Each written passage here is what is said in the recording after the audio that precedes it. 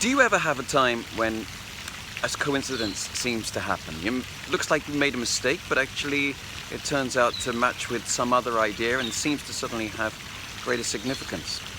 I don't know if you noticed, but if you have a look at the synopsis for Micro Module 1, there is a spelling mistake. It says wish, when I suppose it should say with. However, there is something significant about that mistake. Was it really a mistake? You see, around the time that I drafted up that synopsis, I was asked by somebody, what is my favorite story? And the story that I reached for was one known as The Clever Wish.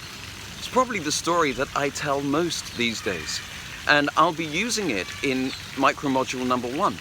You see, The Clever Wish is an amazing story. It is short, it feels familiar, it has a wow factor, but also its structure is a fantastic example of how a story works. Plus, it creates a loop, a very strong loop, and it demonstrates the power of visualization.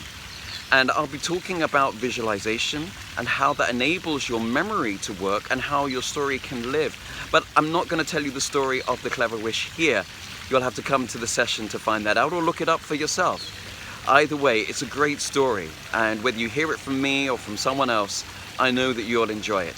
So, the mistake said wish, and it turns out that actually that's a significant word for Micro Module number 1.